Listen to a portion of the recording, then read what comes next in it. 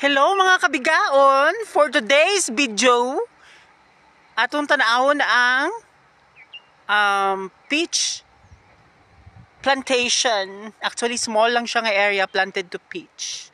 And kay tungod karon kay winter man karon diri sa northern India. So ang makita ra nato kay gagmay nga mga leaves niya and some flowers. Okay guys, musaka ta sa hill where the peach are planted. Oh, 'di ba? Oh, makita nato mga ano lang branches and twigs.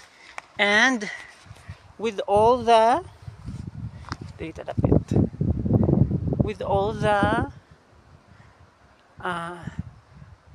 flowers. Ang flowers na kagwapa guys kay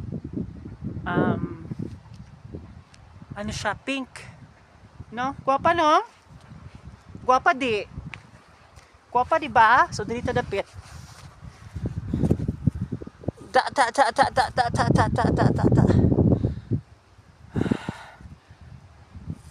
Kana siya focus sa flowers. Flowers na IB.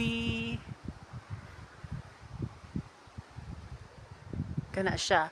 So ano daw ang ingon sa usa ka local dire kay mamunga daw ni siya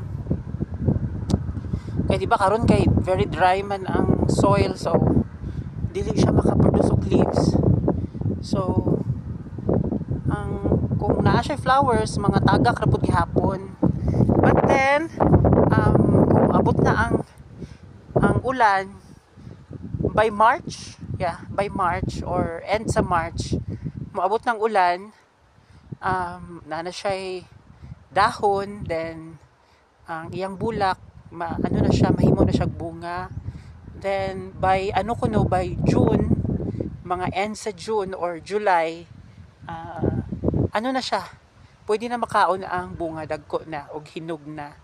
But then again, kay muhawa naman pud ko og June 28. So tanawon na to kung makakaon ta og peach from this mini peach plantation. Bye-bye!